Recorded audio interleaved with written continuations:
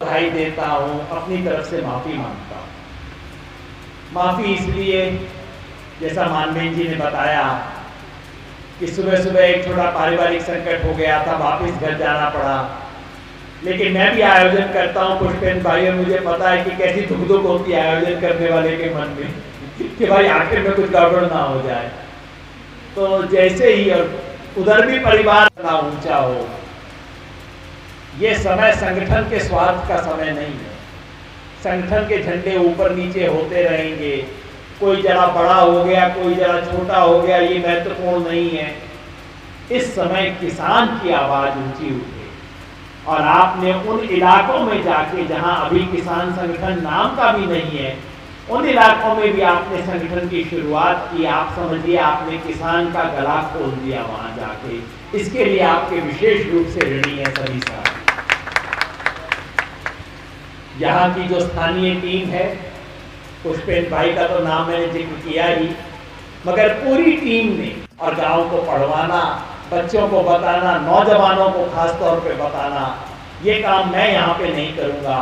और कोई दिक्कत तो पुष्पेंद्र भाई लोकल है, आपके इनका पकड़ के इनको पूछना, भाई तू समझाए क्या गड़बड़ है यहाँ पे, टीवी पे ज़्यादा बोलता है, यहाँ पे भी तो बोला कर, तो इनसे पूछ लेना हुआ।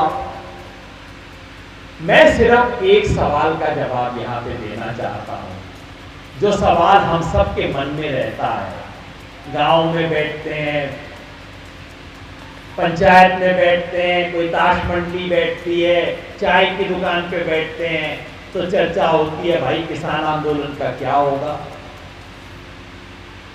अभी 5 दिन पहले इस आंदोलन को 9 महीने पूरे हो गए, तो किसी पत्रकार ने मेरे से मजाक करने की नीयत से पूछा कि साहब 9 महीने के अंदर तो एक नया जीवन पैदा हो जाता है, यहां 9 महीने में क्या हुआ जी। मैंने कहा भाई मैं बताता हूं 9 महीने में क्या हुआ। इस 9 महीने में कुछ ऐसा पैदा हुआ है जो इस देश में पिछले 75 साल में पैदा नहीं हुआ। और वो क्या, मैंने कहा 3 बातें गांठ बांध दे भाई, और मैं चाहता हूं ये 3 बात आप भी अपने मन में रखें, और आगे गांव में कभी ताश मंडली में चर्चा हो तो जरा उनको सुना दे। पहली बात, इस 9 महीने में किसान का खोया हुआ आत्मसम्मान दोबारा पैदा हुआ है। हम सब गांव देहात वाले लोग हैं, सच्चाई सब जानते हैं, बाहर कुछ भी बोले हमें सब पता है। जब घर में शादी ब्याह का न्योता लेके कोई आता है, पहले क्या बताते थे, घर में कितने किले जमीन है, कितने एकड़ जमीन है। आजकल मैं देख रहा था गांव में कोई आ जाए रिश्ता लेके, रिश्ते की कहीं बात चले तो लोग क्या बोलते थे, अगर लड़की का बाल है तो ये नहीं बोलते थे पिताजी किसान है, ये कहते थे इसका चाचा पुलिस के अंदर सब इंस्पेक्टर लगा हुआ है ना सही बात।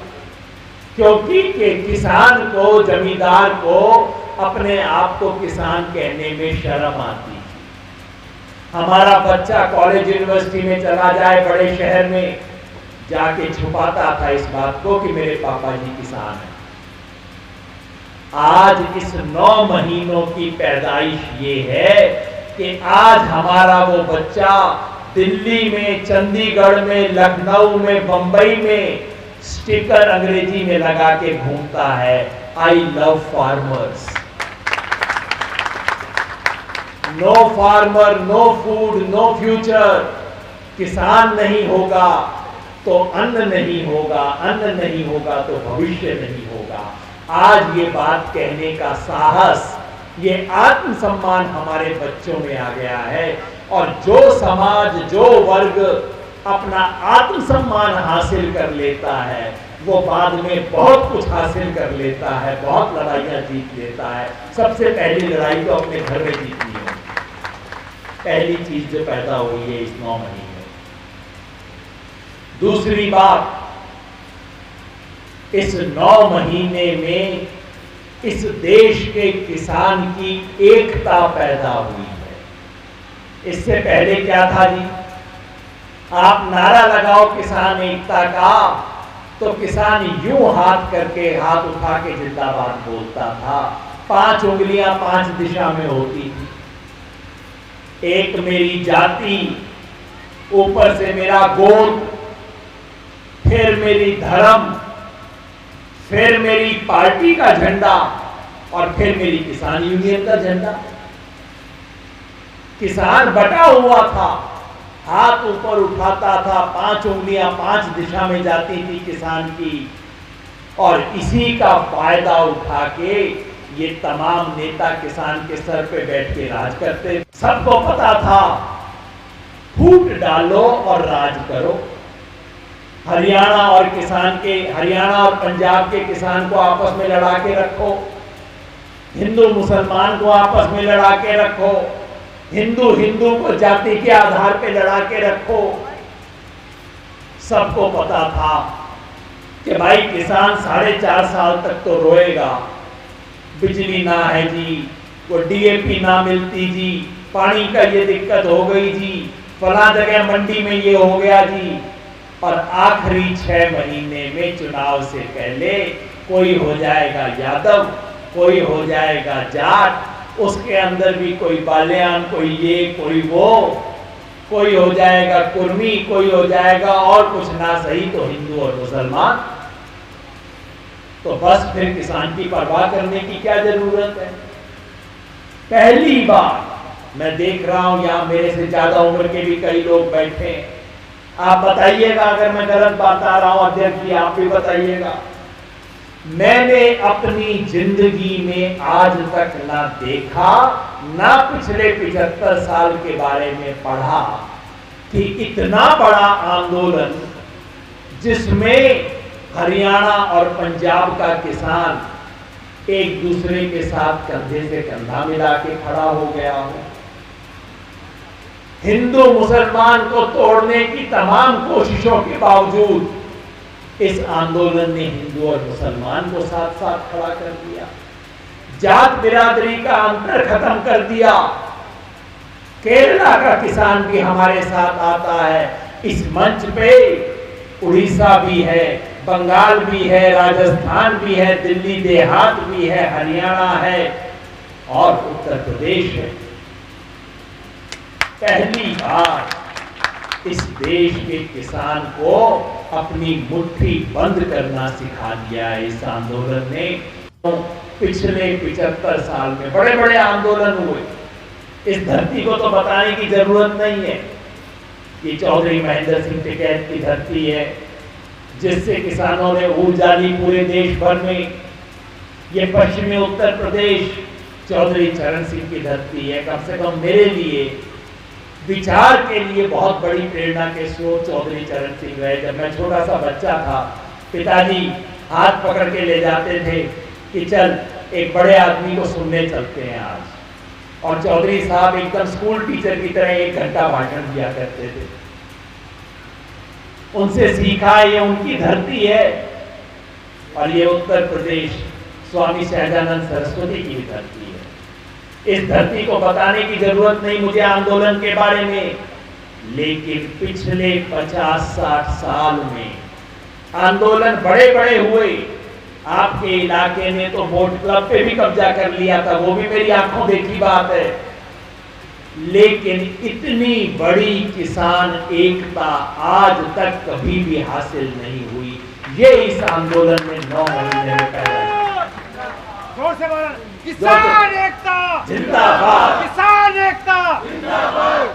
पर जब एकता का नारा लगाएं तो फिर आधी एकता से काम थोड़ा ही चलेगा। मुट्ठी बंद करके कस के ठीक से नारा दें, किसान एकता जिंदाबाद, किसान एकता जिंदाबाद। तो इस एकता के बारे में एक दूसरा नारा शुरू किया, वो ये कि भाई जो इस देश पे राज कर रहे हैं ये तो अंग्रेजों जैसा काम कर रहे हैं, फूट डालो और राज करो। तो हमने कहा वो तोड़ेंगे, वो मतलब ये जो दिल्ली में बैठे हुए हैं ये तोड़ेंगे, और इसके जवाब में हमारा क्या काम होगा, हम जोड़ेंगे। वो तोड़ेंगे और हम जोड़ेंगे। तो मिलके बोले हम सब लोग, वो तोड़ेंगे हम जोड़ेंगे, वो तोड़ेंगे हम जोड़ेंगे। साथियों, तीसरी बड़ी उपलब्धि ये है कि इस आंदोलन ने किसान को खुद और पूरी दुनिया को किसान की ताकत का एहसास करवाया। ये जो किसान है ना, ये हनुमान जी जैसा है। हनुमान जी की ताकत असीम है। हनुमान जी पहाड़ भी उठा सकते हैं, लेकिन हनुमान जी को खुद नहीं पता कि उनकी ताकत कितनी है। इसी तरह से किसान की ताकत असीम है। जब किसान खड़ा हो जाए तो इस देश में कोई उसके सामने खड़ा नहीं हो सकता, लेकिन किसान को खुद ही नहीं पता कि उसकी ताकत कितनी है, और इसलिए सब लोग उसको पांव की जूती मान के उसके साथ व्यवहार करते थे। इस आंदोलन ने पहली बार देश को एहसास करवाया, किसान को एहसास करवाया, मोदी जी को भी एहसास करवा दिया। वो क्या कि भाई आगे से किसान से पंगा मत ले लेना कभी। ये बात तो मोदी जी को भी समझ आ गई है, बोल नहीं रहे हैं, समझ उनको भी आ गई है कि भाई गलत आदमी से पंगा ले लिया, इस बार तो छेड़खानी लेगी, आगे से बच के रहा करेंगे। किसान की ताकत का एहसास हुआ है, और ये ताकत सिर्फ किसान की नहीं है, किसान के साथ साथ मजदूर की ताकत का एहसास भी हुआ। किसान मजदूर वर्ग को अपने साथ जोड़ रहा है। आज किसान विद्यार्थी को अपने साथ जोड़ रहा है। आज किसान महिला किसान को आगे लेके आ रहे हैं, क्योंकि आज का किसान आंदोलन ये सिर्फ 3 कानून खत्म करने का आंदोलन नहीं बचा। अब ये सिर्फ एमएसपी हासिल करने का कानून का आंदोलन नहीं बचा। अब ये इस देश में लोकतंत्र को बचाने का आंदोलन बन गया है। ये जो इंदिरा गांधी को एक बार बीमारी हुई थी ना, वो मोदी जी को हो गई। अहंकार भारी हो गया है, लगता है दूसरा चुनाव जीत गया, अब दुनिया में मेरे से बड़ा कौन है। और जब राजा को या लोकतंत्र में प्रधानमंत्री को अहंकार की बीमारी हो जाए तो बड़ी दिक्कत हो जाती है। तब समझ लो पूरे देश का संकट आ जाता है। इंदिरा गांधी ने इमरजेंसी लगाई थी, पूरे देश को संकट हो गया था। आज प्रधानमंत्री के अहंकार से इस देश के लोकतंत्र को खतरा है, और आज ये किसान आंदोलन इस लोकतंत्र को बचाने का आंदोलन बन गया है। क्यों? क्योंकि प्रधानमंत्री जी के अहंकार की बीमारी की दवाई अगर कोई भी कर रहा है, उनके चमचे चपेले तो नहीं कर रहे, उनके दरबारियों की तो हिम्मत नहीं होती प्रधानमंत्री के सामने अपना मुंह खोलने की। आज इस देश में प्रधानमंत्री जी के अहंकार की दवाई अगर कोई कर रहा है तो किसान कर रहा है। पिछले 9 महीने से कोर्स चल रहा है दवाई का। आप कहेंगे मरीज ठीक नहीं हुआ अभी तक, सही बात है, मरीज ठीक नहीं हुआ। मुझे भी बड़ी चिंता है भाई, देश का प्रधानमंत्री बीमार हो जाए चिंता नहीं होगी? सबको चिंता है। मरीज ठीक नहीं हुआ, बीमारी पुरानी है, टाइम लगेगा। 9 महीने से दवाई छोटी दे रहे हैं। एक इंजेक्शन भी दिया था, बंगाल के इंजेक्शन का असर हुआ थोड़ा सा, बीमारी गई नहीं, मगर मेरे मरीज पे थोड़ा सा असर जरूर हुआ बंगाल वाले इंजेक्शन का। इसलिए संयुक्त किसान मोर्चा ने सोचा कि भाई अगर बंगाल के छोटे से इंजेक्शन का छोटा सा असर पड़ता है तो इस देश का सबसे बड़ा इंजेक्शन कौन है? उत्तर प्रदेश। इसलिए अब संयुक्त किसान मोर्चा ने कहा है भाई प्रधानमंत्री जी के इलाज के लिए अब उनको सबसे बड़े वाला सुआ लगाना पड़ेगा, जिसका नाम है उत्तर प्रदेश। तो ये मिशन उत्तर प्रदेश की शुरुआत संयुक्त किसान मोर्चा कर रहा है। शुरुआत 5 सितंबर से होगी, आपके ही मुजफ्फरनगर से होगी। उसी मुजफ्फरनगर से जहां इन्होंने हिंदू मुसलमान में नफरत का बीज बोया था, उसी मुजफ्फरनगर से जहां इन्होंने आग लगाने की कोशिश की थी। घर का कोई मेंबर अगर घर में आग लगा के रोटी सीखे तो वो घर का दोस्त हुआ कि दुश्मन?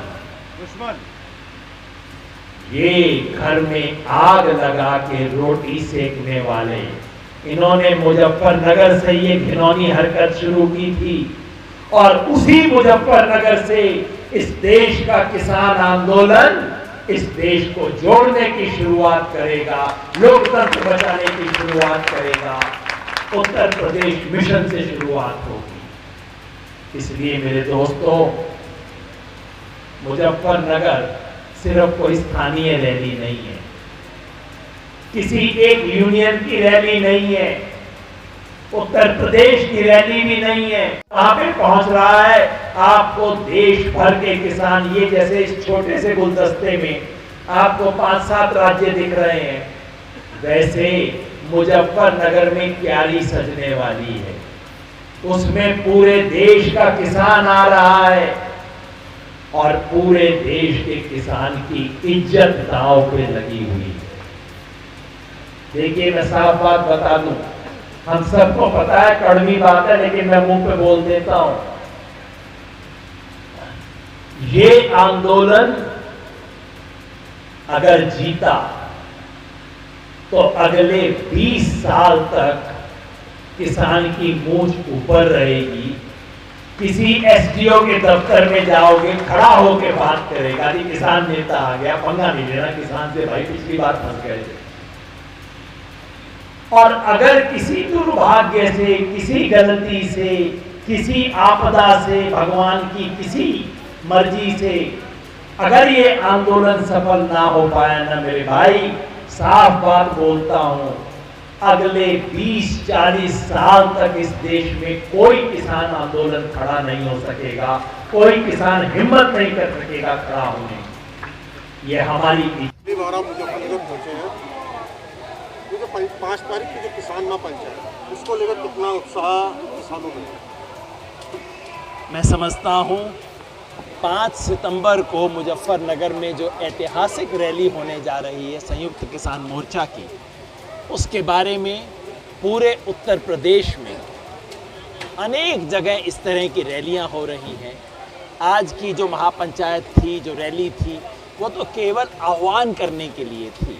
और आपने देखा इस पूरे इलाके के गांव के जितने भी मौजूद लोग थे, जितने भी इस इलाके के प्रधान थे, सब लोग यहाँ आए हैं। और मुझे पूरा विश्वास है कि मुजफ्फरनगर की रैली से न सिर्फ हिंदुस्तान में एक नई रैली का कीर्तिमान बनेगा, आप देखिएगा अपनी आँखों से, बल्कि इस किसान आंदोलन का एक नया चरण शुरू होगा। मिशन उत्तर प्रदेश से इस किसान आंदोलन को पूरे देश में विस्तार करने की दिशा में हम आगे लेके जाएंगे। और ये सरकार जो अहंकार से पिछले 9 महीने से बैठी हुई है, इस अहंकार को तोड़ने की दवा भी उत्तर प्रदेश से निकलेगी। 2013 में भी यहाँ महापंचायत हुई थी, उसके बाद यहाँ हिंदू मुस्लिमों में दंगा हुआ और बड़ा राजनीति में बदलाव हुआ, भाजपा केंद्र में आई। तो आप क्या मानते हैं कि इस बार भी क्या कोई बदलाव, बड़ा बदलाव होगा? हमारा तो एक ही नारा है, वो तोड़ेंगे हम जोड़ेंगे। उसी मुजफ्फरनगर से जहाँ हिंदू मुस्लिम वैमनस्य, घृणा, हिंसा, नफ़रत की बुनियाद डाली गई, उसी मुजफ्फरनगर से हम हिंदू मुस्लिम एकता की शुरुआत करना चाहते हैं। हमारा सिर्फ एक ही सूत्र है, जो किसान है उसके लिए, किसानी मेरा धर्म और किसान मेरी जाति। इस राजनीति की हम शुरुआत करेंगे और देश को बांट के देश पे राज करने वालों के मंसूबे इस बार कामयाब नहीं होंगे। सर 2022 तक चुनाव नजदीक आ रहा है, संगठन भी चुनाव लड़ सकते हैं, तो आप किसके लिए प्रचार करेंगे, किस सबूत करेंगे? हमें कोई चुनाव दिखाई नहीं दे रहा, हमें इस वक्त केवल और केवल आंदोलन दिखाई दे रहा है। 2022 का जी 2022 में जानता हूँ, उत्तर प्रदेश में चुनाव है, उत्तराखंड में है, पंजाब में है, लेकिन इस वक्त हमारे लिए किसान आंदोलन सर्वोपरि है। चुनाव आएंगे जाएंगे, और जब हमने चुनाव में दखल दिया, पश्चिम बंगाल में हमने चुनाव में दखल दिया, हमने किसी पार्टी के लिए वोट नहीं मांगा, हमने बस एक बात कही, इस किसान विरोधी बीजेपी को हराओ, इसको ऐसा सबक सिखाओ कि आगे से किसी पार्टी की हिम्मत ना हो कि किसानों से छेड़खानी ले, किसानों पे हमला करे। हमारे लिए इस समय केवल और केवल आंदोलन को सघन बनाना, उसका विस्तार करना, वही सर्वोपरि है। हमें फिलहाल कोई चुनाव नहीं दिख रहा, हमें तो चिड़िया की आंख दिखाई दे रही है। लेकिन पिछले 9 महीने से कई बार वार्ता उसकी सरकार का, उसके बाद भी कोई रास्ता नहीं निकला, तो क्या लगता है कि आगे कोई रास्ता निकल पाएगा या फिर किसानों को बगावत पर करना पड़ेगा? सवाल बहुत अच्छा है। मैं समझता हूँ कि आप गलत व्यक्ति से पूछ रहे हैं। किसी दिन अगर इस देश के प्रधानमंत्री प्रेस कॉन्फ्रेंस करें, 7 साल में तो नहीं की है पर कभी तो करेंगे, तब आप ये सवाल ज़रूर पूछना कि 9 महीने से किसान सड़क पे बैठे, 600 से ज़्यादा किसान शहीद हो गए, आपका दिल नहीं पसीजा? आप पंगा लो चीन से समझ आता है, पंगा लो कांग्रेस से समझ आता है, किसान से पंगा ले रहे हैं। मेरी एक साधारण सी राय है कि खींच ले मोदी जी इसको लंबा इसलिए खींच रहे हैं, उन्हें लगता है कि किसान थक जाएगा, टूट जाएगा, हार जाएगा। मैं एक बात बता दूं मोदी जी, किसान ना थकेगा, ना टूटेगा, ना हारेगा। आपने किसान का धीरज नहीं देखा, किसान का संकल्प नहीं देखा। और मोदी जी जितना लंबा करोगे उतना महंगा सौदा आपके लिए होगा। आप जितना लंबा करना चाहें कर ले मोदी जी, उतना ही महंगा सौदा उनके लिए होगा, क्योंकि पहले सिर्फ पंजाब का किसान था, फिर हरियाणा का जुड़ा, फिर उत्तर प्रदेश, उत्तराखंड और राजस्थान के इलाके भी जुड़े, और अब पूरा देश जुड़ता जा रहा है। मोदी जी जितना लंबा कर लो, तमिलनाडु के अंतिम गांव तक किसान आपके खिलाफ खड़ा हो जाएगा, तब क्या करोगे? अच्छा, हरियाणा में किसानों को लाठीचार्ज हुआ, क्या कहना है? करनाल में जो किसानों पे लाठीचार्ज हुआ वो बर्बर है, निंदनीय है, लेकिन मामला उससे कहीं ज़्यादा है कि उस लाठीचार्ज से पहले मुख्यमंत्री की अपनी कॉन्स्टिट्यूएंसी में, मुख्यमंत्री का विधानसभा क्षेत्र है, सीएम सिटी है, सीएम सिटी का एसडीएम पुलिस वालों को खड़ा करके कहता है सर फोड़ो इनका, अगर कोई पार निकला तो मुझे उसका सर फूटा हुआ दिखना चाहिए। ये एसडीएम का आदेश नहीं हो सकता, सीएम की कॉन्स्टिट्यूएंसी में तो नहीं हो सकता, ये मुख्यमंत्री के आदेश हैं। इसीलिए जाहिर है उनके खिलाफ अब तक कोई कदम भी नहीं उठाया गया है। सीएम साहब, हरियाणा का किसान समझता है, हकीकत ये है कि हरियाणा के किसी गांव में बीजेपी के विधायक की जाने की हिम्मत नहीं हो रही है। इसलिए जो कहते हैं ना, सरकार हमसे डरती है, पुलिस को आगे करती है, पुलिस को आगे करके खेल कर रहे हैं। लेकिन इसका बदला उन्हें अब सिर्फ हरियाणा नहीं, उत्तर प्रदेश की जनता भी दिखाएगी। और मैं बताता हूँ, आने वाले कुछ महीनों में उत्तर प्रदेश के गांव में भी भाजपा के विधायकों, मंत्रियों, नेताओं का घुसना बंद हो जाए। मतलब उत्तर प्रदेश से बड़ा इंजेक्शन लगेगा तभी जाके कामयाब होगा। अब देखिए, प्रधानमंत्री जी को अहंकार की बीमारी है। अब देश के प्रधानमंत्री को बीमारी हो तो एक नागरिक को चिंता होनी चाहिए ना। हम सबको बड़ी चिंता है। साधारण गोली, इनको पिछले 9 महीने से गोली दे रहे हैं, इलाज नहीं हो रहा। बंगाल में छोटा इंजेक्शन दिया तो थोड़ा सा असर मेरे को मरीज पे दिखाई दिया। इसलिए अब इस देश का सबसे बड़ा इंजेक्शन लेके आ रहे हैं, और वो है उत्तर प्रदेश। उत्तर प्रदेश का इंजेक्शन लगेगा तो हो सकता है असर हो जाए प्रधानमंत्री को। आखिरी सवाल है, आपने किसानों को अनुमान की उपाधि दी है, क्या कहना चाहते हैं? जी, किसानों को आपने अनुमान की उपाधि दी है। देखिए, हनुमान जी का क्या है, हनुमान है, पवन पुत्र हैं, असीम शक्ति है, पहाड़ उठा सकते हैं, लेकिन हनुमान को स्वयं नहीं पता कि उनके पास कितनी शक्ति है। यही स्थिति किसान की है। किसान की ताकत असीम है, लेकिन किसान को खुद नहीं पता कि उसकी ताकत कितनी है। इस किसान आंदोलन ने पहली बार किसान को उसकी ताकत का एहसास करवाया है। और ये हनुमान अपने लिए काम नहीं करता, हनुमान स्वार्थ में कुछ काम नहीं करते, हनुमान किसी और के लिए करते हैं। और ये किसान भी इस देश को बचाने की ताकत के रूप में हनुमान का काम करते हैं। इंडिया प्लस न्यूज़, सिर्फ वही जो सही।